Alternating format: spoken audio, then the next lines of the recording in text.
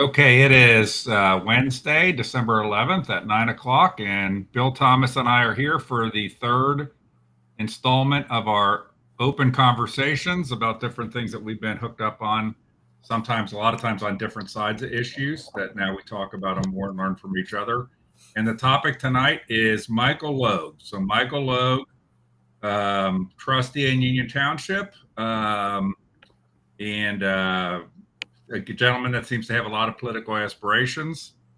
And I'm going to leave it at that. So as I've said before, we had a list of about 30 topics, and Bill picked, I think, 6 to start with, and this is the third of those 6. And Michael Logue is one of them. We come from different places on them, and so Bill, you came from a place of being getting along very well with Michael Logue and being more strained over time. I'm going to talk in a second about how I came to know Michael Logue, which might get us kicked off. But before we get into that, anything you want to say to open up here on your kind of just your opening comments to talk about Michael Logue? I just want to be completely transparent with everyone that, I started with Michael Logue as a huge supporter. It worked on his campaign, not directly, but indirectly helping to support him in the trustee election when he went against Matt Beamer the first time. So I'm coming from a perspective of an original, thinking, man, this guy's great, big supporter, considered him a friend. And even now, despite everything that has transpired, even though I've been upset with him politically, I still do think about Mike Logue. I think the world of him. I think he's a good person. He's a military vet. I respect that. And there's no dishonor in his service at all. So I just want to make it very clear that my issues with him are very critiqued to his political career, but not personally and not historically with his career in the military. So my first introduction to Michael Logue, and then you'll add color commentary to this, was I was the head of the Union Township Republican Central Committee, and there was an impending trustee election. I think it was the 2019 trustee election when he was first elected. And there's an endorsement process where if you can be endorsed, and Michael Logue emailed me or contacted me like the day of or the day before a meeting with a Claremont for Trump event that I was doing, which was a thing at La Rosa's in Eastgate, and the featured speaker was Sheriff Jones from Butler County. And so he wanted to speak at that event. And so I let him speak, by the way. So he spoke at the event, and he went on and on, basically. So I don't have a, it's not like I have a different view than you, Bill. I'm not making it personal, but, he's very self-aggrandizing. And so I see him as very self-aggrandizing. So he goes on and on about all of his service. I respect his service. I get, but he's very self-aggrandizing, and in my view. And he went on, and I kind of ended up having to cut him off. It was after that meeting, as I recall, I talked to him because I can't remember what was there or like the day before, whatever. He had maybe emailed me about being endorsed or something, and I told him that he had done it after the deadline. So the deadline was already passed, because there's a deadline for, if you want to be endorsed by the committee, you have to have submitted a request for endorsement by a certain time. And so I told him, like, you missed the deadline by literally a day or something like this. Okay. And then, so then I got accused of I had some plot to keep him from being able to get endorsed. I actually went to Matt Beamer at the time, who had submitted a request to be endorsed within the time period. And I actually encouraged Matt Beamer to let Michael Logue compete for the endorsement. At the time, I thought that there was no way that Michael Logue, that nobody really knew on the committee, would get endorsed anyway. But Beamer did not want to do that. I respect that he didn't want to do that. He had submitted a request timely, and Michael Logue had not in that process. So then over time, I got like demonized that somehow I had pulled some trick. I'd abused my power. You frankly, you were probably, Bill, using me I in that was the along the way. leader. I was the leader of that narrative. But I'll testify, I'll take a lie detector test of things I'm saying. And so then subsequent to that, I'm not going to say the name, but somebody on the committee, because Michael Logue was involved with the Miller Place people, but somebody on the committee had told, which I'm sure we're going to talk about, but somebody on the committee told me that the notion that I had like not, had somehow done him wrong was particular bullshit, because the person themselves had actually told him about the deadline, what he needed to do, given him my contact information, and he just didn't do it in time.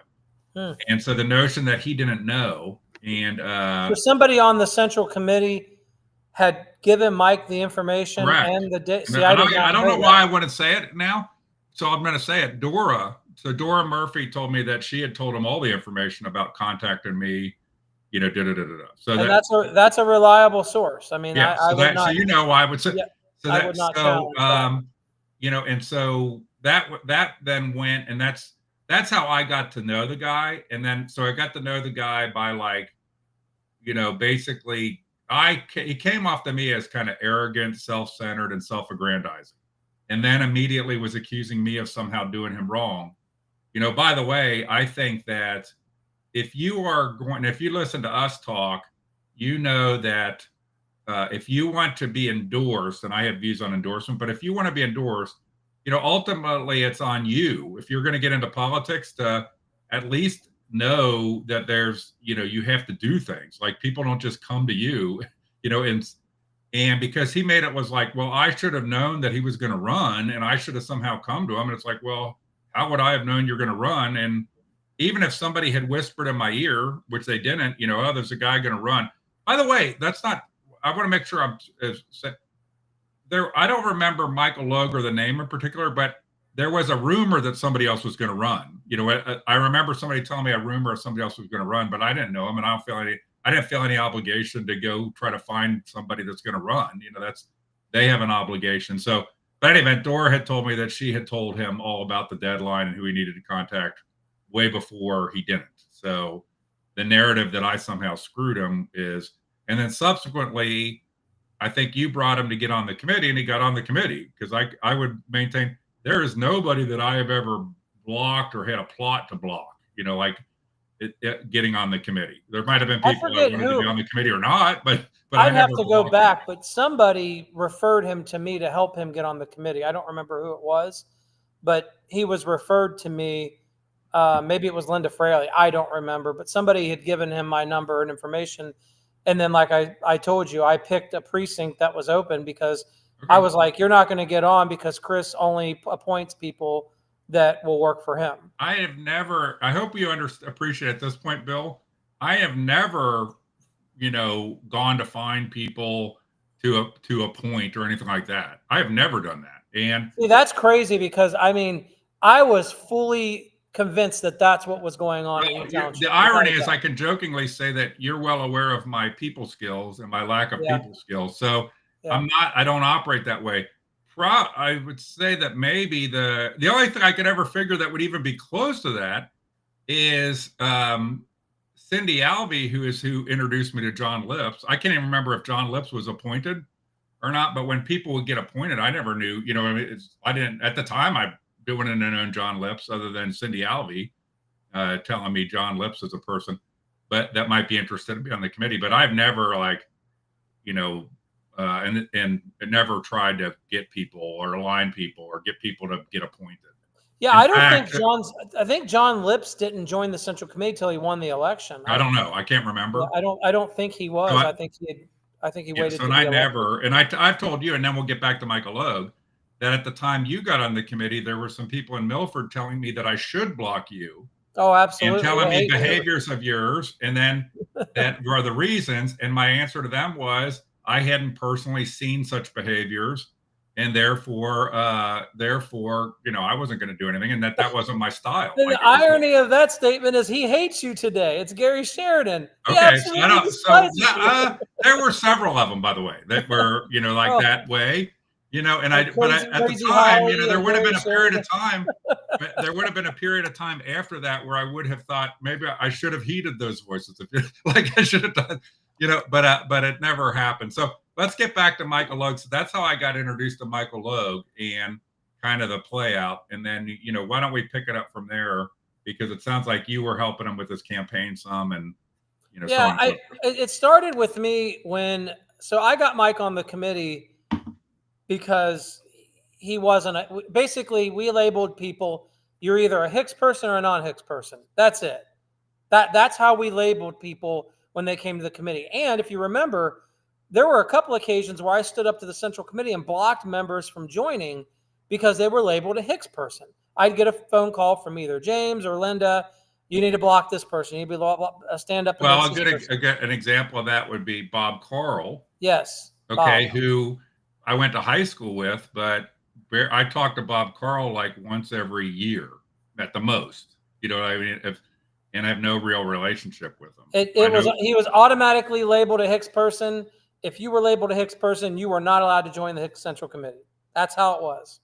Period. Well, what's unfortunate is that juggernaut might have caught people that had absolutely nothing to do with me. Like they just got caught in the crosshair. I mean, you look back at it and you're just like, man, we were so we were just not focused on the right thing. But so one of the things about Michael Logue that I think we hit on is he went from, you know, the advent of Michael Logue and then later Joe Dills transformed Union Township trustee races from, you know, $5,000, $6,000, $7,000, $8,000 events into $30,000, $40,000, $50,000, $60,000 events.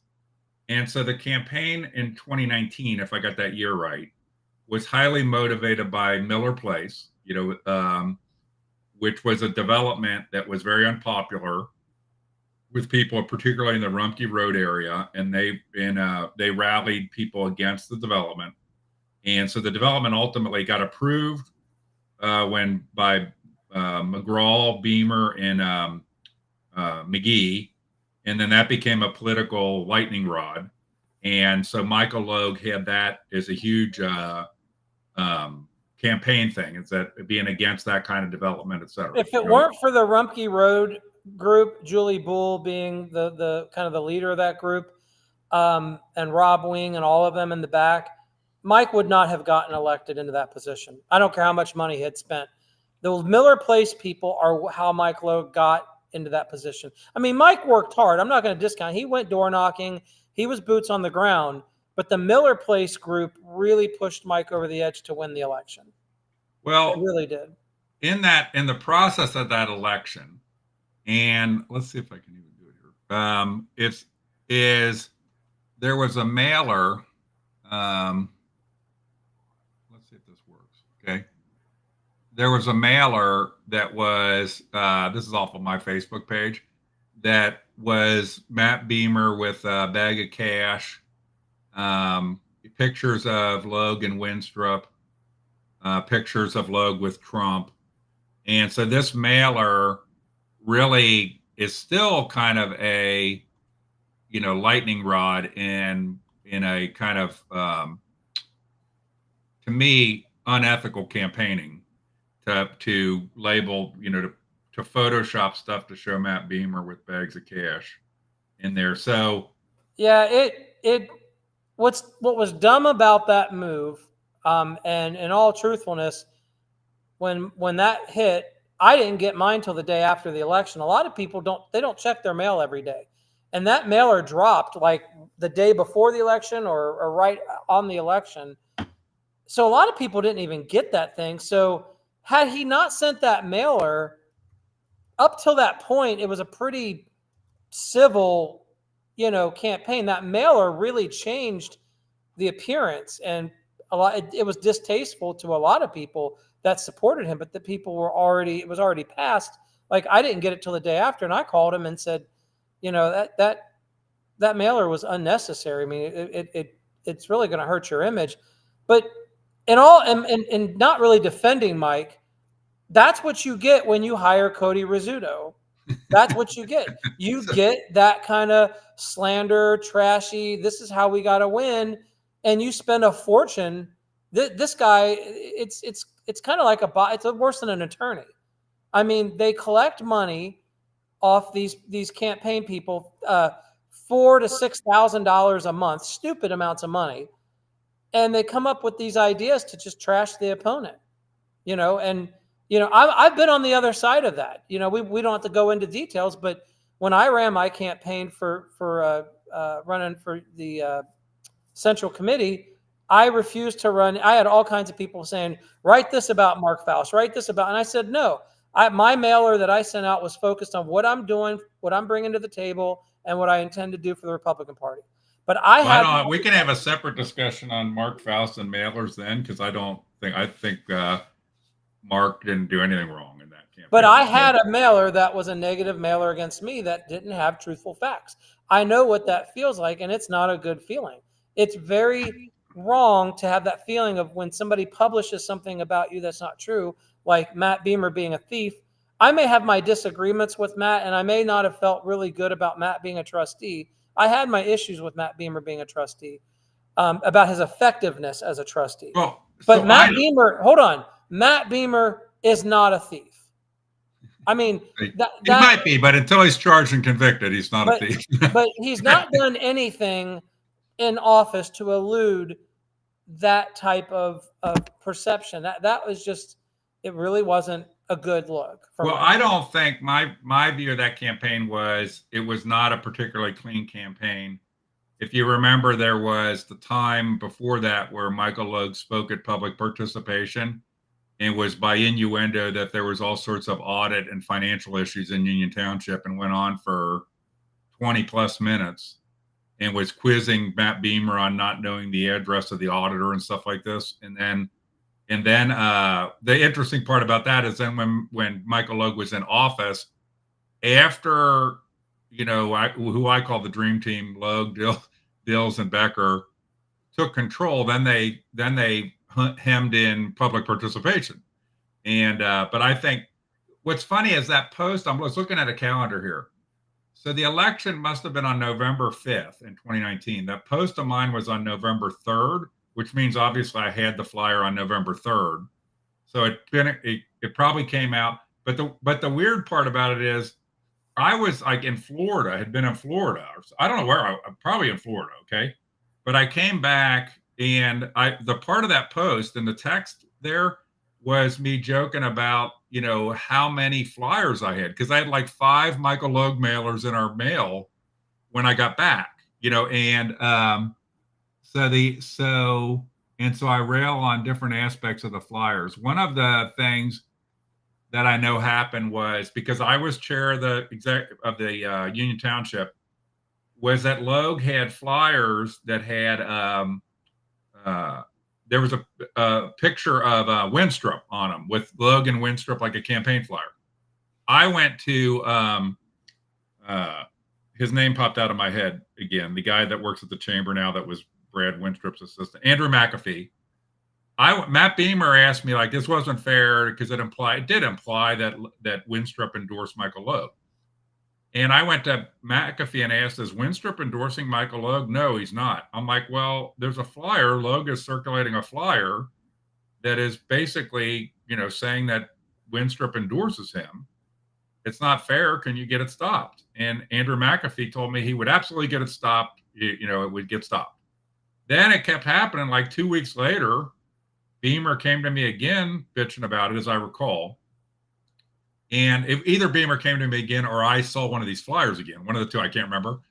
But then I went back to Andrew McAfee again saying, how come these flyers are still going out? And he's like, well, we're not going to do anything about it. And so there were things like that happened that I just don't think were. But Chris, I mean, I gotta be on the, and not sticking up for Mike, so don't take it as this, but facts are facts. Matt Beamer also put GOP endorsed on his signs, and that was misleading too. He was not endorsed by the Republican Party at the county.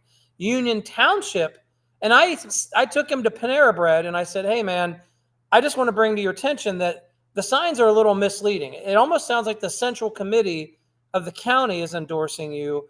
Can you just update to say UTRCC endorsed or Union Township Republican endorsed? Your argument that Mike was being misleading, my argument that Matt was being misleading with those signs, it's the same argument. Well, I see those as very different, because the insinuating in a mailer that somebody is a thief with bags of cash collected. I'm not talking about the mailer. I'm talking about the Winstrop, not the mailer. Or that somebody's, is Matt Beamer was Union Township Republican Central Committee endorsed. And I don't think that there was anything particularly misleading about him saying GOP endorsed. GOP endorsed. You don't think that means that? No. The He was endorsed by the most local level of the GOP for the office that he was running for. So he was endorsed by that element, that portion of the Central Committee that represented the district that he runs for. But why would you? You and I can have a different opinion on that, but I don't. Why would you not clarify Union Township? Because we are our own Central Committee. We recognize ourselves as our own committee in certain circumstances, but now we're just generalizing GOP endorsed. It's the same issue I had with Mike when he, in the next election, I called him out for doing the very similar thing of saying he was endorsed, but it was the young Republicans that endorsed him. And and by the way, that was, to me, much quote unquote wronger, because that group that he was quote unquote endorsed by had no connection with the local Republican Party at all. And frankly, from researching it, anybody who was a member got endorsed. If you were a member of what's the Ohio level Young Republicans and you were running for office, you were allowed to say you were endorsed. I had, just so you know, I had a conversation with Mike about that being wrong, just like I did with Matt. I didn't show any special circumstance or favoritism for one versus the other. I told Mike that was wrong just as much as I felt that what Matt was doing was wrong. I do agree with you in this, that Mike's was even a step further in the wrong direction, because Matt at least had a Republican endorsement in our county in some level. Mike wasn't endorsed at all. And then when we did the recount, I remember that night, what happened, that we had voted on it, but then the people that abstained weren't counted, and that changed the numbers or whatever. There was some, Mike got it, but then the numbers were off and we had to do a recount. No, that was later. That you're talking about when Tammy ran against Mike. That's the next election. That's what I'm talking about, when Mike used the young Republicans. That was just his mailer during the campaign then that he had that. But yeah. So let's work up to that one, to the next election. One of the things that I think we should hit square here, because you've regularly accused me, or people regularly accuse me, of attacking people's families, okay? Their kids or their families, okay? No, I've accused you of it. Yeah, I know. So Michael Logue, first off, I have no idea. I know his wife's name is Kristen or something, just because it's come up enough that I know. I have no idea what his kids' names are or anything like that. And he has a tendency, which I abhor, to really, like, every post, something with his kids, his family, is this. And it's like you constantly put your kids and your family in the middle of all your political stuff, bringing them. Here's pictures of me at the Winstrop fundraiser with my kids and my wife.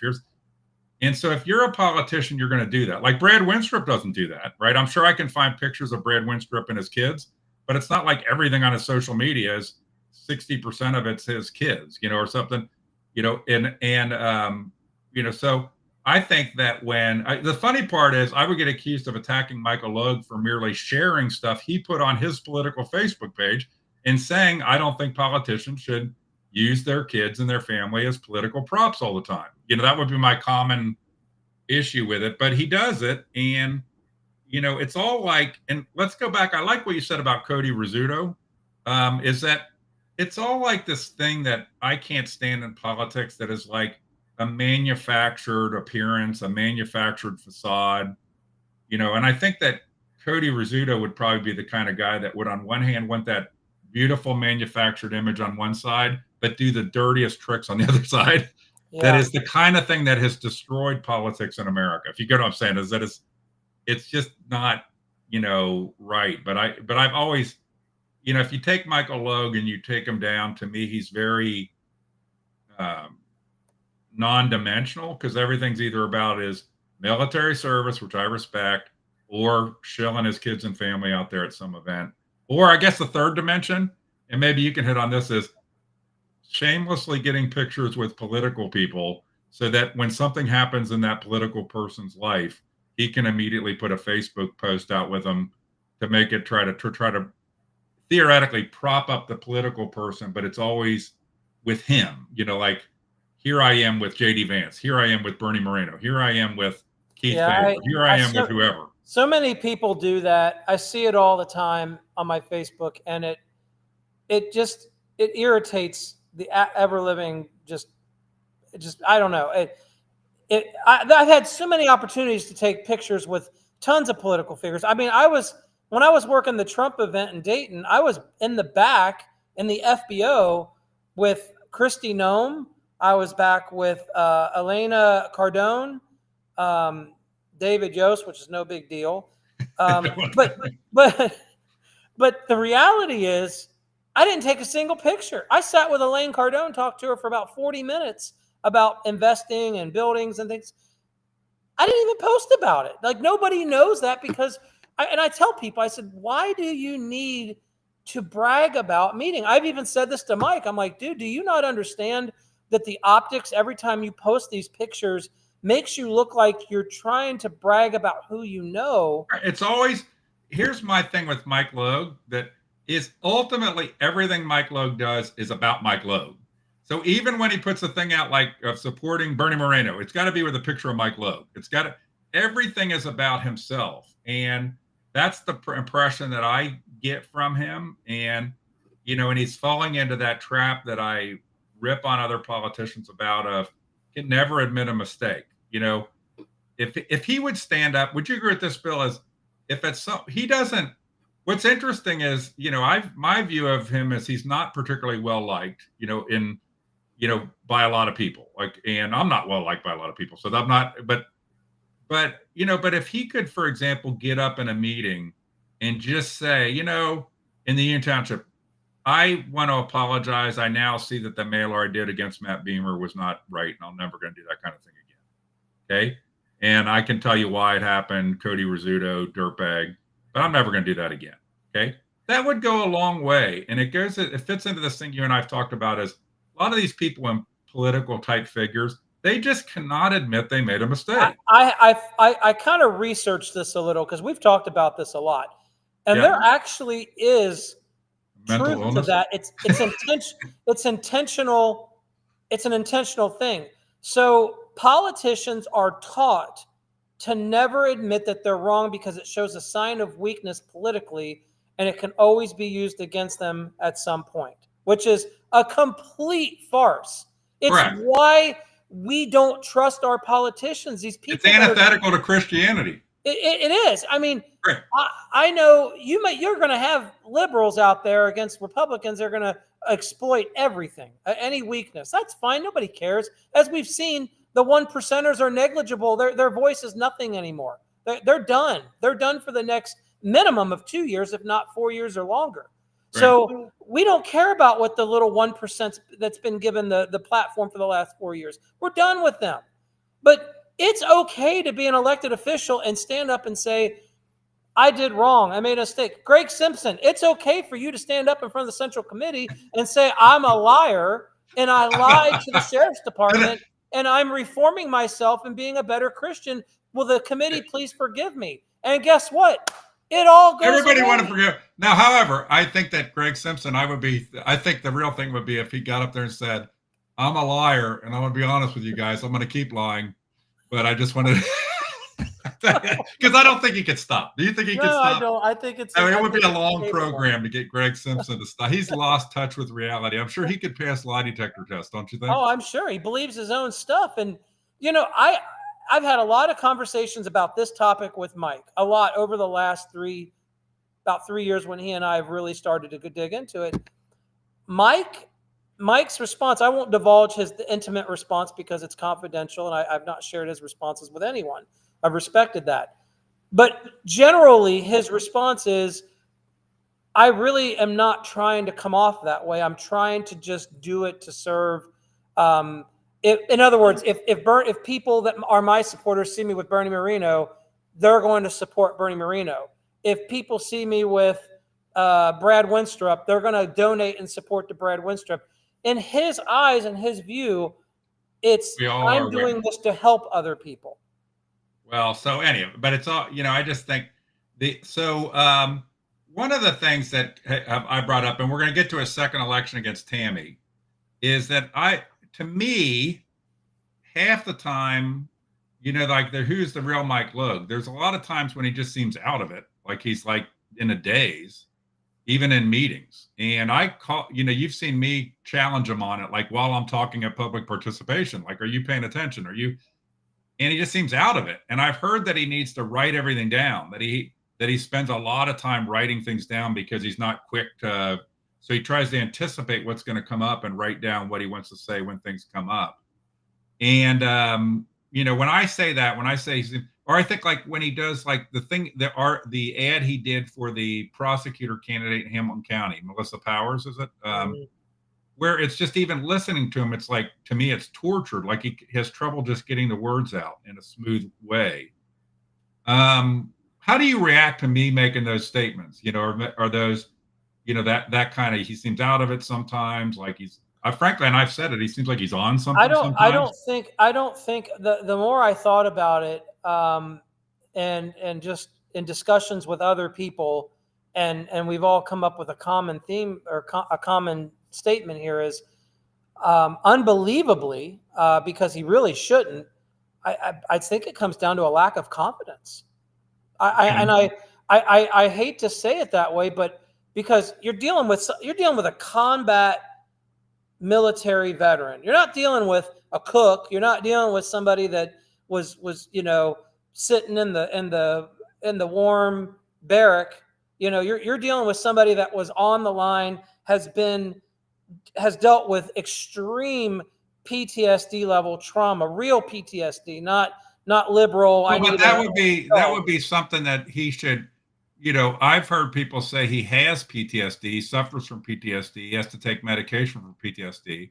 Probably so. Given if that's the case, then it would be better just to be honest about it, right? Like it'd be another case of like. Well, Chris, you got to understand, with military folks, a lot of this, they don't like to talk about their back. They really don't like to talk about. I think with Michael Logue, it's all he ever talks about.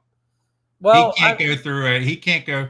Some of us that are uncouth individuals like me will count or sit there in a meeting. How many seconds is it going to be till he says he was a combat veteran? Or how many seconds is it going to be? Because he never lets anything pass without. But if you put on the uniform and you go through and you do that, you've earned the right to bring that up. I'm sorry, but you've sacrificed. You or I don't have the ability to weigh in on that because we've never put a uniform on. And I have family members that I've spent 30 years in the military that have given their life and they've not watched their kids grow up. I do leave Mike can bring up his military stuff as much as he wants. I don't look bad on that, negative on that at all. Even if you think he's exploiting it, it doesn't matter. Whatever. I think that there's two types of military. There's probably lots of types. It's like anything. Okay. Like as Leahy would say about sheriff's deputies, there's good ones, there's bad ones, there's ones that should not be in the job. There's ones that, it's like anything, there's good military people. It's all over but I think that there are, and then I want to kind of finish the thought is there's political military people sometime that part of their military service is because of their political ambition. And I think Terry Johnson's a little bit like that. I think that, it ties into to their. Now, Michael Logue, from my understanding, he doesn't come, some of these people come, like Brad Winstrup himself, he was a doctor, went in the military, a very successful person, and then had the political aspirations. That's not, but my understanding is Michael Logue came from very modest upbringing, and, wasn't like some silver spoon kid or anything like that. And so, I think he joined the military. So I don't know. He's never talked to me. He might have talked to you, but didn't he go to college after the military? Like the military was a springboard. Do you know the answer to that? I don't. I know he does things with them. To be perfectly honest with you, and all the times Mike Logue and I have talked, he's really never divulged much about his military background or like gone to college. I wouldn't be able to answer that. And all the times I've known him, we don't discuss it. Well, I think that he has like a range that he always brings up, but he doesn't get beyond that. It would be interesting to hear the stories beyond that, like that are, and not stories that would be traumatic to recount, but, what was his actual progression? My understanding is, I think he went in the military and then he went to college. I know he went to Ohio University. But that's, I didn't even know. Oh, I didn't even know he went to OU. Wow. Yeah. But he never talks about any of that stuff. And supposedly his mom, somebody came to me saying his mom or somebody has a book and that talks about their family upbringing, kind of in the spirit of the person had not read the book. They were actually trying to get a copy of it. And but in the spirit of kind of like a hillbilly elegy type thing, because of coming from very modest. And that may be how he and JD Vance have connected over the years. I mean, I know he has some sort of relationship with JD Vance, a little deeper than just somebody he knows, but they probably relate to each other. JD Vance was Marine, similar upbringing. So maybe that's true. I don't know anything about Mike's upbringing, to be honest. And JD Vance is an example. Now, I don't know that JD Vance had any traumatic experiences in the military, but JD Vance, we're all aware of his military experiences, military background, but he's not always talking. That's like not the main thing he always talks about, right? And so, he's not always recounting that, he does some, but it's not at the same level. What on the first election, before we talk about the second election, so one of the things is Miller Place was I think it was a TIF or whatever, I don't know what, whatever it was, unpopular deal. Okay. Is, one of the things is wherever go with Ken Geis, our last discussion, somewhere in that mix is going to be Linda Fraley, right? And not a proponent of Ken Geis and would like to see Ken Geis not succeed at certain things, I think. And so people who then politically get aligned against Ken Geis tend to always be tied to Linda Fraley. And so I believe that, and you would know more about this than me, but, Michael Logue, part of the genesis of Michael Logue in 2019, and I could tell it by where signs went up for Michael Logue, was a connection to Linda Fraley and the Linda Fraley operation. Linda, as you've referred to her as the Queen Bee of Claremont County, you really don't even have to have the term bee. She is the queen. And anytime you want to be knighted, an elected official in this county, you have to go through Linda Fraley. And Joe has gone through this before, where when he first started early in politics, he had to be a part of that. Logue, anybody. I mean, I watch everybody goes through Linda Fraley for the most part. Look at Tim Rudd. Tim Rudd has had his balls stripped because of Linda Fraley, because he would not take a knee and kiss her. At Linda Fraley's altar? Well, correct. He would not. Him winning the recorder's race was awesome, not because I don't like Marcia. I don't have any issues with Marcia Collier. I was happy Tim won because it was a big finger back at Linda to say, you didn't control this one. You can't control everything. You can't control anything. But Tim Rudd he didn't even try really in that election, because he was like, I'm not going to win, so why should I try? But I'm going to throw my name in the hat, because he was so defeated because of all the crap that he's been through with Linda. And it's terrible. There's no one person in a county should have that much power over elections. That's insane. Well, and so it's a monarchy. We have a monarchy here. So, Michael Logue at some point kissed the ring, or continues to kiss the ring. My observation I've brought up before is that people that, there's a lot of people that don't like Linda Fraley. And I think a lot of them are because the Fraley operation treats people as pretty disposable. Once you're no longer of use to them, you're spit out and thrown aside. And so you might have a view like what, kind of what happened with the whole congressional race. Because, the notion, for example, to me, that Michael Logue stood up in a Union Township meeting and at one point said he was not interested in any higher office than trustee is an absolute bullshit lie, because the guy has tailored his whole thing around being the next Brad Winstrup for a while there. And for anybody to say he wasn't or didn't have those aspirations would have to be on some serious narcotics, as far as I'm I concerned. won't read the messages that I sent to him. I was so angry when he alluded that he was going to run for Brad Street, because we went out to lunch at, I think it was Starbucks in Old Milford on Chamber Drive. I may be wrong on that, but we met somewhere and he looked me in the eye. Or no, it was Quaker Steak. It was Quaker Steak over on Chamber Drive. I said, "Are you interested in running for Congress, or are you going to run for Brad?" No, I'm not. He looked me in the eye and said no, and then he turned around and did this. Now, when I called him out on it, he said it was a calling from God. God led me to do this, and again, I love Mike as a human being, but that was too far out there for me, because how could you, like, everybody could see that he was trying to tailor for a congressional run. I mean, Right. like, that's why I asked him, and all he had to do was say, yeah, I'm kind of eyeing it, that, and I would have said, okay, cool, whatever. But to have that come to Jesus heart to heart meeting with me at Quaker Steak and then turn around and do that, I felt I felt lied to. Well, his you made me think of this, but the whole thing that he claims, like where Doogie the dog or whatever, like he was going to turn in. So he tells this tale, and I'm going to put it in the category of a tale. You might not like it or may not agree, but that he was going to turn in his petitions, and he was really, really uncertain whether he should even run for anything. This was for trustee. Whether he should run. It's just really, he doesn't want to do it.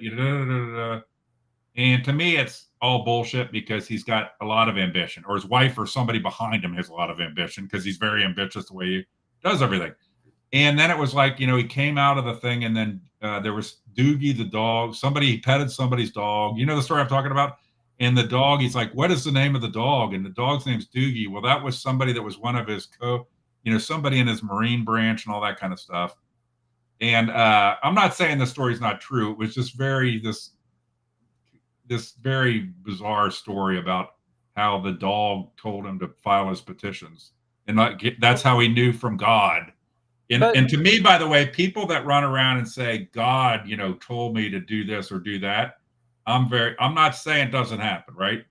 I'm a Christian, but it's a lot of times it's very self-serving stuff. To really get what God has intended for you, you have to have a submitted heart to hear God's direction. You can't be up here and, God, what do I want to do? What do I want to do? This has to be wiped clean, and it has to come from here.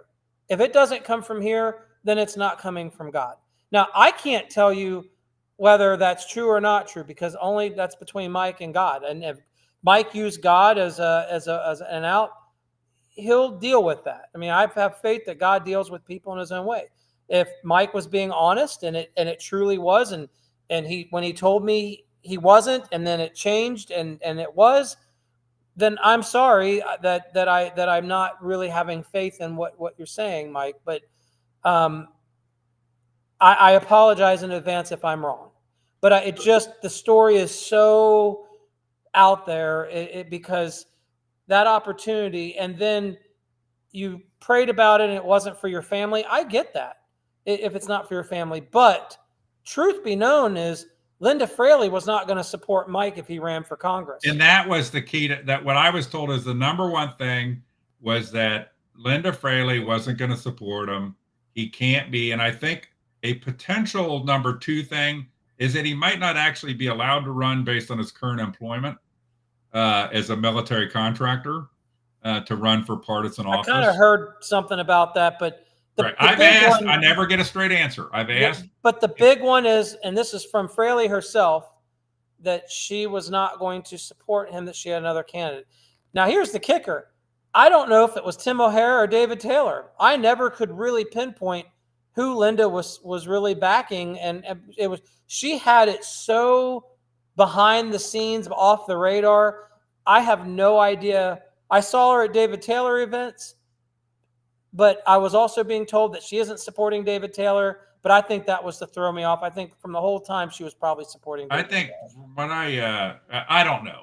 I think that Mark DeCalvey supported Dave Taylor, and Linda might have owed some stuff to Mark DeCalvey. Well, I can tell you 100% because Mark DeCalvey is the godfather of his kids, or other way around. Somehow they're tied together, and So I think that Fraley, I think that we have another topic on the list. We didn't pick it so far, but on the Fraley operation, and that could be needless to say, Fraley tends to glom onto up and comers, or they glom onto her, and there's always I would say to anybody who ties in with Linda Fraley, always be aware of there's probably motives, purposes of her alignment with you that are about her, not you.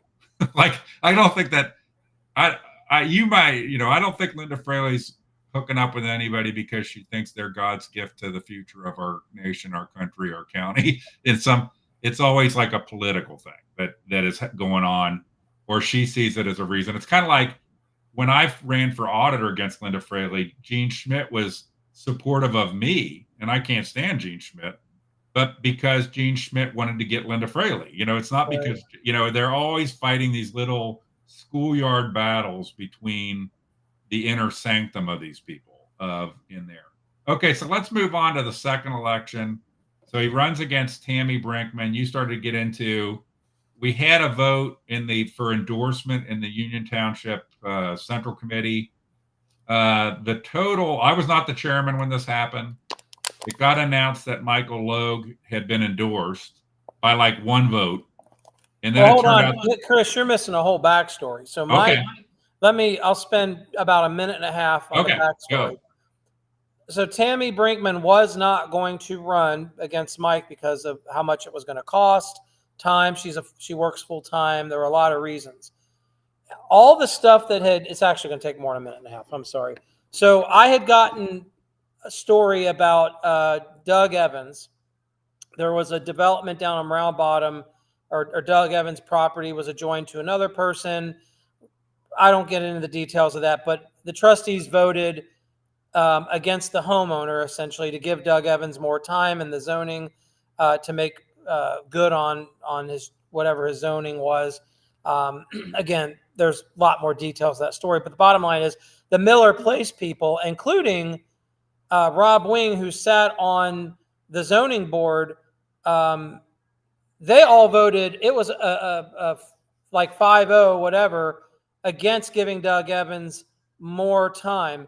But the trustees, 2-1, Becker voted against it, but Mike and Joe voted for giving Evans more time to leave him in that zoning that he is in. So that Miller Place people felt pretty biffed about what happened, because they're like, look, similar situation here. Now all of a sudden you're going against this homeowner. It's got a lawsuit against Doug Evans, and you're throwing his lawsuit away because of what you're doing. And all the Miller Place people were really angry at Mike. And then little by little, I started seeing them tread off back to Mike. And it was Tammy Brinkman's a Hicks person. We can't support her. The only one that stayed true was Mike's biggest advocate, Julie Bull. She was like his biggest advocate on the Miller Place. She worshiped the ground Mike walked on. He was just such a great person. She was so mad at him that she asked for her donation to his campaign back, asked him for the check back, and he lost her completely. And she reached out to me and told me what was going on, and I had no idea. And then I got with Mike, I talked to Joe, and I got some background on this, and I'm like, this is terrible what's going on here.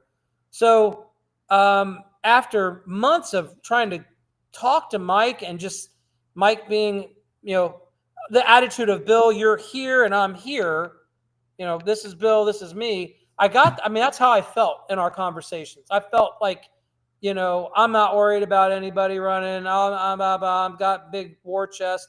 So I'm like, all right, buddy, let's make you work for it. So I called Tammy and said, hey, you really need to run. You need to at least try to do this. And she's like, I don't know. And it was like a couple of days before she had to get the paperwork in, and she decided to run against Mike. And, you know, I think that it was important for us to send the message, because those results in the election, she ran on like $6,000-ish dollars. Mike had a $50,000 war chest, and he won by what I would consider, in comparison to money spent, not by a lot. Right. So, but anyways, now we're back at the endorsement. So that's how Tammy got engaged in this election, was because of all the negativity. Well, I want to just comment on something that you said here, because I can think of a couple other things. Michael Logue, if you have a dictionary and you put Michael Logue's picture next to the word hypocrite, because there are so many things that that he was critical of the prior regime of trustees on, that subsequent to that, he basically does, like buddying up to Doug Evans, the Honda East thing. You know, it's like, if you have money, and here's what I feel, if you did a correlation of zoning approvals of, you know, on the margin zoning projects, if you ever have a future potential as a donor, you're probably going to get a yes from Michael Logue. But I will tell you, I defend them on the Honda East thing, even though the zoning board was against it. The drainage issues over in that area, with the way Honda East had to put a bunch of money. If Honda East would have moved, that would have been a dead zone. And that's what would have happened. Bill Woosty would have moved the dealership had that not approved. And what happened is, it was a win-win for the residents. You know, I'm going to give them that one, because if you look at the big drainage pond that's been installed there, it has helped all those properties down that road over Hopper Hill, I think is down that way. Just for a second here, so I get your position on it, but let's use Evans as an example. And people don't know this. You know, Ken Geist would get vilified for, I don't know why he says that he has a good relationship with Doug Evans. I would not, if I did, I wouldn't tell anybody. But Ken Geist has said that, and then he gets vilified, and then it turns out that Michael Logue buddies up to Evans, and that Kristen Logue was a character witness for Evans. So it was in the press that, you know, Ken Geist had been a character witness for Evans, and somehow the video, like a snippet of the video of him in a deposition or whatever, you know, was released. And then I later learned, like six months, a year later, I learned, well, Kristen Logue had been a character witness for Doug Evans. And I just have a feeling like Michael Logue would be highly susceptible, I feel, to money. You know, like rich people, you know, I think that's another weak point in politics, is if you are susceptible to the donor class, and you know, and now I realize most politicians are, but, you know, that doesn't mean we need to create that monster, you know, or let that monster persist. So let me ask you a question about this, because this is again a point of contention for me. Doug Evans having the zoning that he had, it was far before the three trustees that are in there now. This extends back to when Ken Geist was running the township. Why did he not do anything about this with Evans? Why were people told to leave it alone? We could go back. I could try to remember this, but, you know, that was actually determined by Linda Fraley, because the property was labeled as CAUV for farm property. Mm-hmm. And then that overrides township zoning. So the whole bullshit about that was that it was the township that was letting him get away with this. It was the township couldn't have stopped, because my understanding was, because when you have CAUV property for agricultural, that includes things like, if you can make up something like, we have a tractor repair facility, we have a, you know, whatever. And so Doug Evans was my understanding of that, and we could talk about it later. I don't, you know, it wasn't something I went and recollected my memory, is that the number one determinant of that is the county, because once the auditor accepts that the land is CAUV, then the farm usage. I remember I've had, you know what, there is truth to this. So I had this conversation with Painter a while back about stuff that's zoned and that agricultural use in a township. So like in Miami Township, if you're a commercial zoned, you can't put up metal buildings without doing a variance because it's in the zoning requirements. You have to get a variance. Believe it or not, for a metal building in a commercial, you have to have a variance. But if I were agricultural zone, I could put whatever building I want up. So Correct. That's something like that. That's the most of it, that the auditor has more to do with that than anybody when it's agricultural. You're correct on that. Yeah. Okay. So this goes back to them. This goes back to Fraley. Let's move up to well, there's one other thing I thought of when you thought is the pot shops, the hiring of what's his face, the law advisor, Brody Conover, is I put in when I said Michael Logue and the word hypocrite next to his head, it's like, so the very things he runs on a platform of transparency, then they basically keep the pot shop. The only reason we even found out about the pot shops was because they'd screwed up the one and it was in a class of zoning that required a hearing. Otherwise, it would have gone through like the one did by Summerside Elementary, where it got approved. But there's a lot of hypocrisy in that, of run on something, then do something different. Don't allow these kind of development things, then do them when it's, and that drives me crazy because it's so inconsistent. It just says somebody to me that is opportunistic politically, not principled and rooted in certain values. So you can comment on that, Bill, but then let's move on to the second election more. I'm going back. So you wrote a post on April 15th of 2021 about Union Township dropped from the Evans case. 12th District Court Appeals dropped Union Township from a case involving Doug Evans. And it talks about Fraley had not been named, even though she is not. The township controls agricultural use. And it looks like Jerry McBride was overruled in the 12th District, where Mary Lynn lost to Matthew Byrne. Union Township has flaws, optimistic smears, kickbacks. I thought they would use the township. So yeah, there's a whole Channel 9 interview on this whole thing. And that's the interview, to my recollection, where out of the blue was some video of Ken Geist being a character witness in the sentencing for Doug Evans. Right. Miraculously, the Kristen Logue, I'd love somebody out there to find the Kristen Logue video of her testifying for Doug Evans. I went into the docket on Pacer, but I have no idea how you would find something like that. So if anybody wants to kind of follow up on this, it's April 15th of 2021 on Chris's Hicks Watchdog page. Is the interview for Channel 9 is out there. That's and by the way, I believe that Linda and Michael, and I think some of these news channels in Cincinnati, it's like Linda Fraley can get press stories she wants. So yeah, you wonder about that. If she wants a press story slamming on A, B, or C, she can get it somehow in the mix without all the facts really of. And that story is a great one where it never hit any of the facts of the role of the county auditor in declaring something agricultural and how that has an impact on what a township can do. But let's hit on the second election. So Tammy's running again. So you gave some background. We had this vote on endorsement. Andy, the Capel, the current head of the Union Township Republican Central Committee, no fault of his own, he announces that Michael Logue is endorsed. Then it turns out the rules had been misread for how you get endorsed. And it went from Michael Logue got endorsed by one vote to there was no endorsement. Neither of them got endorsed because a vote was improperly counted or something like that. And it was correct that he was not endorsed. That was actually the way it was worded. What actually happened is Tammy and Mike went out to the hall and Mike agreed to concede the endorsement because there were still questions. So they came in and said, well, just for the sake of everything, we've agreed that there's no endorsement.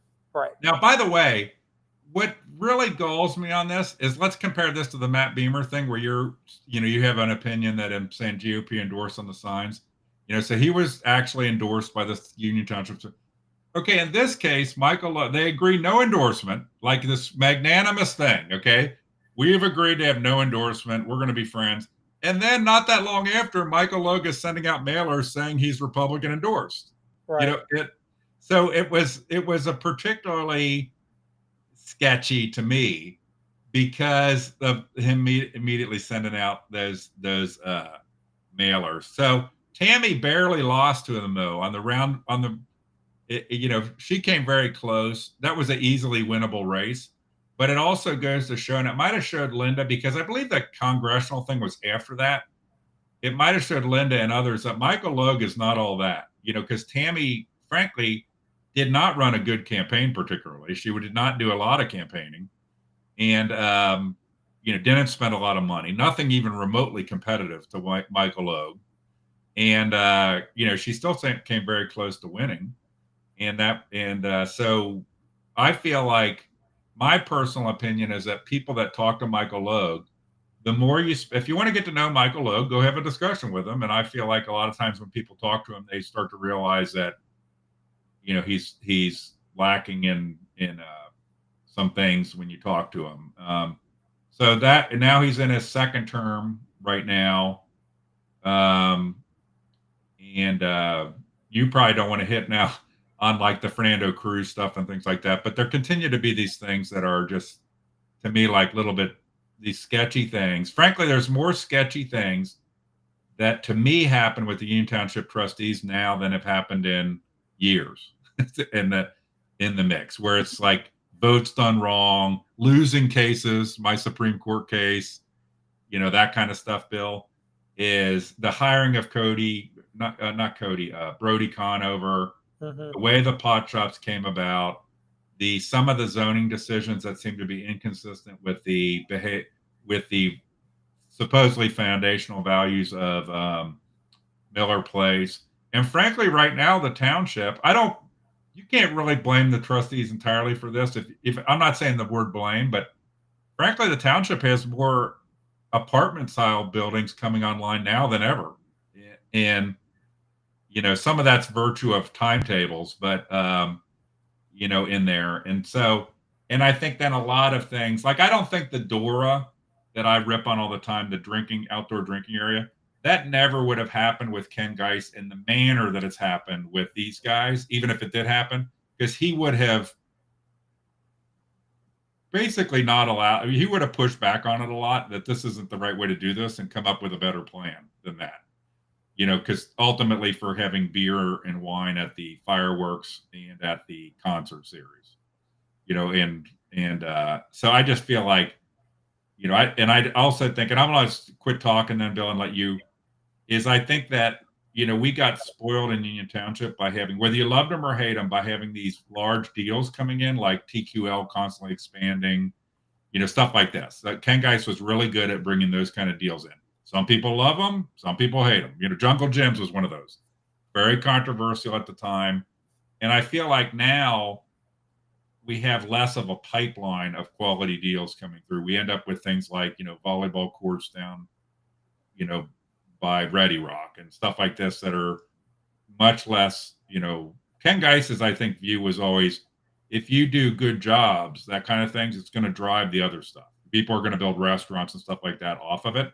Oh, and by the way, we haven't even talked about the mall. I mean, the mall has gone nothing but worse. And, now I think the reality is that, John Becker in a meeting said, I think 2037, something will happen, is that the reality is that Ken Geis was right. Shit ain't going to happen until the covenants expire. There's too many covenants on that land, and nothing's going to materially happen to the mall area until those covenants start to expire. So I gave a lot there, Bill. Just go freeform whatever you want to hit on. Yeah, I've had the advantage of being in Union Township and the west side of. I grew up west side of and Mount Healthy, and on the weekends and summers and Union Township. So I've been in Union Township for a very long time. I mean, even as a kid, I remember before Glennesty Withamsville Road was even developed, and we'd go. I used to York Steakhouse was in the mall. That was my second job was at York Steakhouse. My first one was La Rosa's. I was a dishwasher at York Steakhouse in the mall. The mall has been, it's sad because people say, well, malls can't be revived. That's completely not true. You throw an Apple store, which we desperately need another Apple store in our area. Kenwood Mall's it. You got a problem with your Apple product, you go to Kenwood Mall. I can't stand Apple. I don't have Apple. I'm just saying I know it's a problem. put a Lululemon store, Apple store in Eastgate Mall, update it, make it look where it's not like, some trailer park mall. It's ran down. Like I went in the bathrooms there I was like a week or two ago when I was there. It was embarrassing. It wasn't, I mean, it was disgusting in there. And like, they're not even trying. So the mall can be revived. It really can. If work within the covenants, get it rented out, and make the best of what you can. Well, but it's private property, so and the people that own it now. The funny part was Michael Logue went on the news, basically claiming that their brilliant plan for revitalizing the mall by spending up to $1 million of township money, which they spent $300,000, was so great that whole property group bought the mall because that they were getting stuff done. And he said that in the endorsement meeting also. Then Hull Property in a press later was like, they never even knew this was going on. They bought the mall because they're bottom dwellers that buy distressed malls, run them into the ground, and then resell them. That's their model. And if you think about, for what you're talking about, reviving a mall, if you thought about it economically, there's probably more money to be made in companies that buy them, maximize the profit out of them, and then drain them to their, squeeze all the blood out of the turnip and then move on, and that's what's happening at Eastgate Mall. It's going to continue to happen there. That land, by the way, ultimately has so much value, as we uniquely in Union Township have this huge area of land right with excellent freeway access, excellent infrastructure, excellent ingress egress all around it. That's in the future could become basically like a village in there, like build buildings that are forced, a plan that makes that into something that's more like a town or a village, a center point of Union Township that is probably goes beyond, a retail use. You could pitch this to a developer if you could get around the covenants and maybe even buy these people out on their covenants. You could get somebody that has a lot of money that could come into this township and really do it up. And their return on their investment may be, 5 years, but if you're looking at a 30-year plan, they'd make probably in the billions over 30 years. Look at the way that the trustees and Michael Logue, I'm not singling him out, I would put him as a group, have dealt with that whole thing. You got this Kroger thing that was half-assed, and I called it half-assed right from the beginning. Okay, that this whole thing of the trustees approving this Kroger wasn't going to happen, probably going to be years and years. Kroger renewed its lease across the street when they did it, and where is it right now? It's sitting there, stalled, and it's going to stay stalled. And then you have we're going to spend $300,000 on this plan and up to $1 million total. And then that during the election against Tammy, Michael Logue acts like, oh, we're doing all these fantastic things. It's all working. It's perfect. And then as soon as the election, it all falls apart. And another example of it all falling apart where they were covering up that Susan Ayers was completely incompetent at her job because it would have been too politically damaging to fire her while Michael Logue was in the middle of an election campaign. And so he was claiming up to the bitter end of how great, the first woman CEO of Union Township and how wonderful a job she was doing. And the reality was she barely came to work and she did a terrible job. And even with $1 million, nobody would take her seriously over at the mall. She was the worst. And I don't even know how she found a job down in Cincinnati. I really don't. She was the worst administrator. And they knew about it because right. I was up their rear ends telling them, look, this woman's terrible. Like she right. doesn't even pay the artist when they're performing at the auditorium, the outdoor auditorium. But back to this whole thing, and we complain about the problems, and the easiest solution is you're going to have to sell people that have the covenants in the mall, the Gramus and the different people that have the locks on these properties. Kroger, you're going to have to find out what's the number. What's the number? What is it going to take for you to walk away? It's not going to, because even if somebody else buys it, see, here's the issue, Bill. I think there's 5 or 6 votes. Right. And so anything that happens to break the covenants requires a unanimous vote. Not if you buy the people out. And at a very minimum, Dillard's will never sell.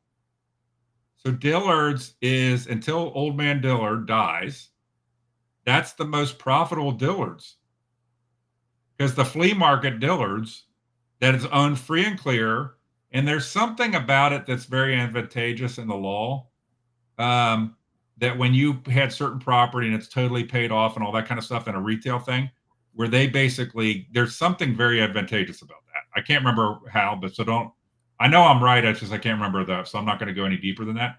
So old man Dillard and Dillard's loves that place because it's super profitable and it's basically a flea market. And I think I told you that Dillard's always wanted to put, in the prior regime, Dillard's regularly requested to put the clearance sign up on the building and was refused.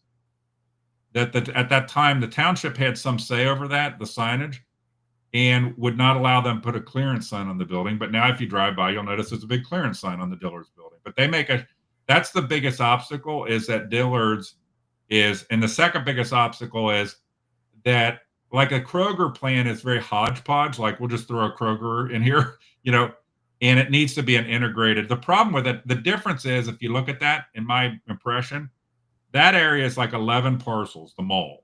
There's the ones that have a vote, and then there's all the outlying parcels around it, like where the storage place is. But anyway, the whole point is that these guys, frankly, Michael Logue, Joe Dill, Susan Ayers, John Becker, they don't have an effing clue what they're talking about on these things. And they just think, oh, we'll throw some government money at it and it'll somehow solve itself and everybody will be clapping. And it's only gone downhill. And I think, frankly, it's going to just continue to go downhill, because I think ultimately Ken Geis is right. It hasn't hit the price per acre yet that is that's going to make it start to turn around there. Who signed covenants to last till in the 2030s? Because the mall, because it was developed as a mall. So, for example, the covenants are things like that the stores all need to be connected. So that's why Kroger can't build a disconnected, tear down the Sears. You're not allowed to tear down one of the connected elements without the approval of all the parcels.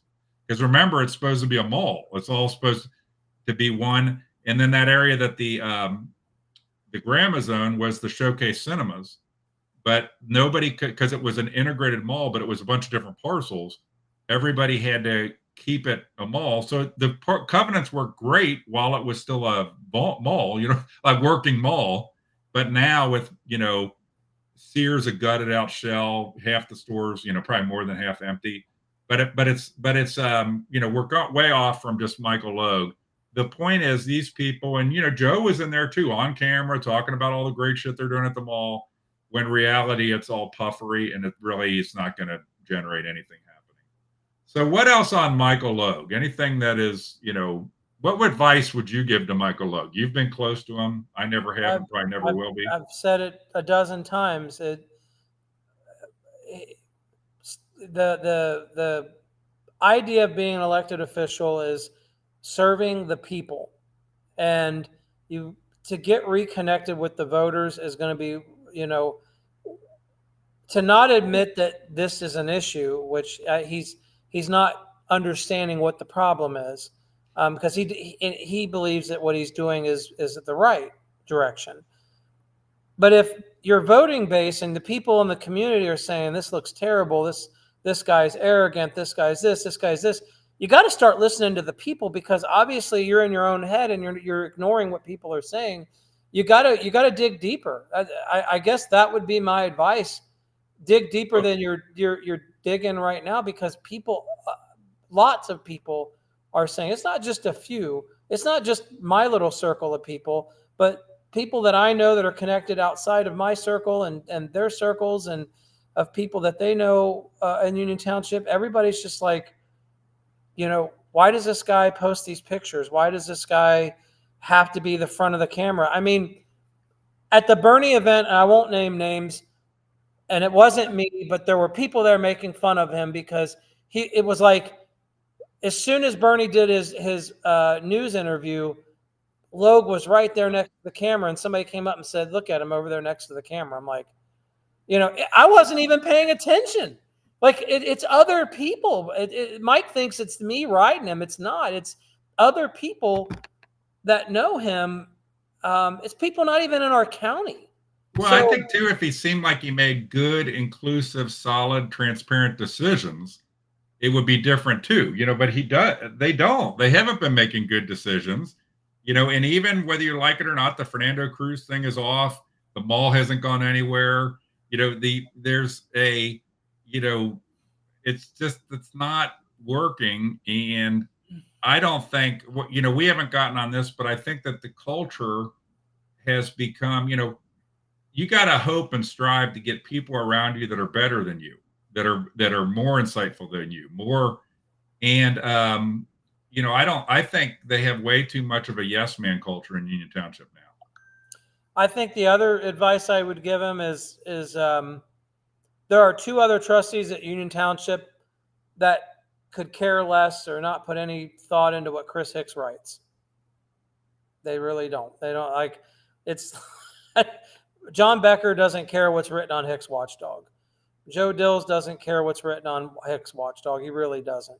I think Mike need to not worry about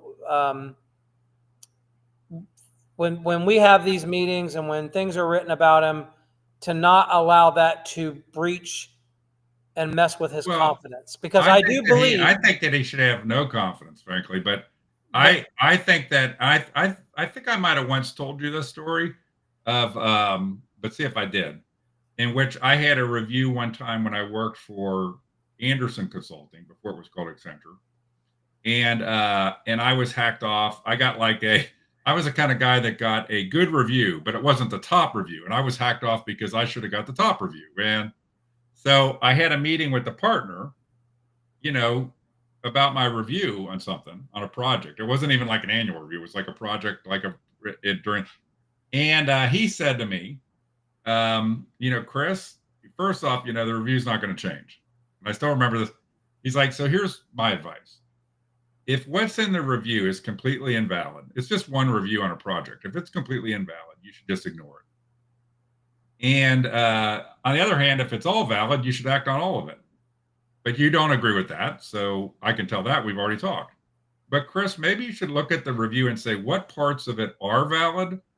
And even if you don't like the guy that gave you the review, maybe look for what you can get out of it to gain.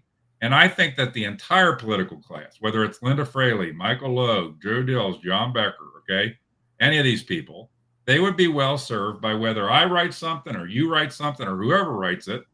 Put the personality aside at some point. It's okay to get mad or whatever, but say what points are valid and then act on those points. I think it makes them stronger as politicians. I think it makes them stronger as public servants. And I think people want to see that. They want to see people that learn and grow and could even say, could you imagine, Bill, if in a trustee meeting, one of the trustees said, Chris Hicks is a huge pain in the ass, but on this Dora thing, he does make some good points. And maybe we should make some adjustments.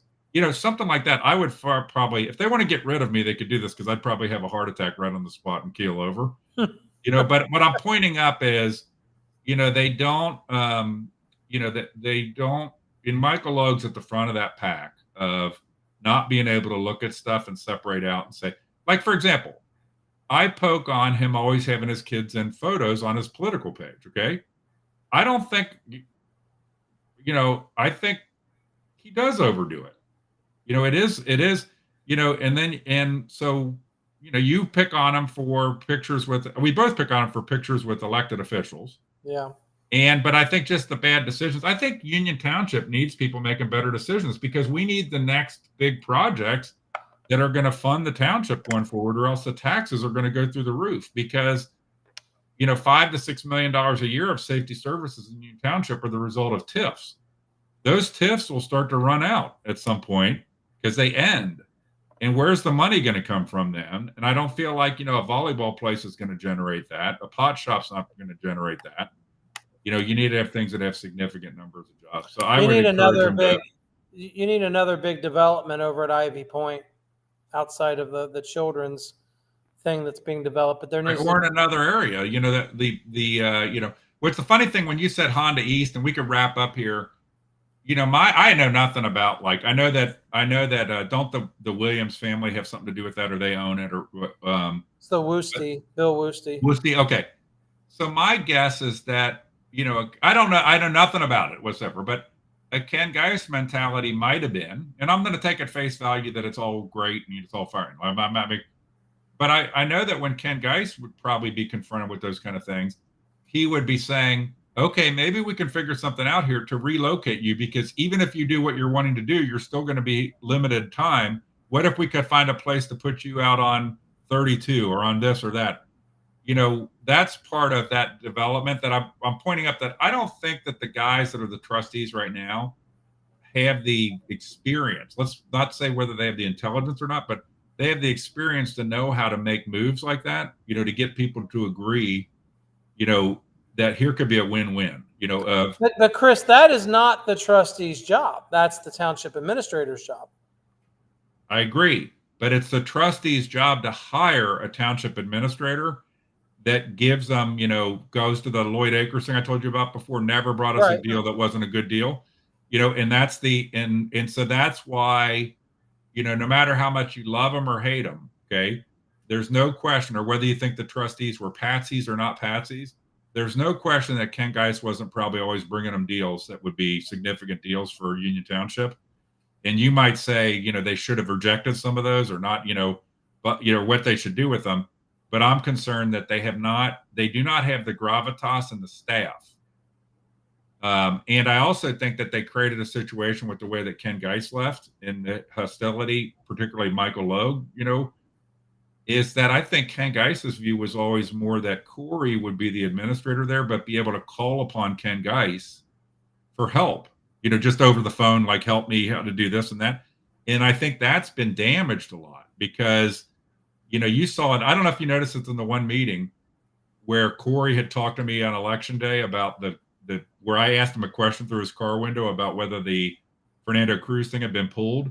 And he said yes. And then it was like he was getting he called, Michael Logue called me the special interest and asked, him, did you, what'd you tell the special interest? Like that Corey had done something wrong by telling me the truth, about a deal. And I just think that all those guys would be well served by saying, hey, we need a culture here that has the best and the brightest. And I think they need to get more help, whether it's a real economic development person or somebody that knows how to make deals, because I don't think they have it, or they need to mend the relationship with Corey. And I don't really know anything about this, but I'm just worried for the future of the township in terms of, does the pipeline start to run dry because we're not doing the things that have been being done in the past.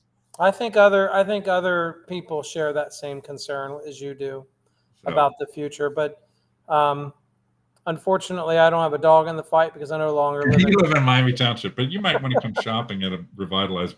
You need an Apple store. You said you need an Apple store to. No, you don't need an Apple store because you're like me. You don't use Apple products. I refuse to use that trash. But all right. Anything else, Bill, that you wanted to talk about? Michael Logue? We're at our 90-minute mark. So, by the way, I think if Michael Logue, when he listens to this, which he probably will, or somebody listen to, or tell him to listen to it, I think we've been relatively there. It's not, we've said things that he won't like. We said this, but it's not from a place of let's just whack and smear this guy. Okay, let's just whack, smear, and destroy this guy. I think that you obviously have the best interest of Michael Logue at heart. You still have a lot of respect for him. I've never really been buddies with him. I don't think I ever am going to be. But I think in the best interest of Union Township, I want Michael Logue to be successful from the sense of. And I think nothing's going to be more important than getting the team. These guys talk about team all the time, right? Team. And I just worry that at some of those positions in zoning and the management of the township, because I believe Union Township would be, if it was a city, it'd be like the 14th largest city in the state. So it's a big area and it's a lot of people and there's a lot of activity. All right, close. I'll let you have any closing thought you want, and then we'll wrap it up. I have none. I'm good. All right. Thank you, everybody. And another one in the books for the permanent record of a discussion.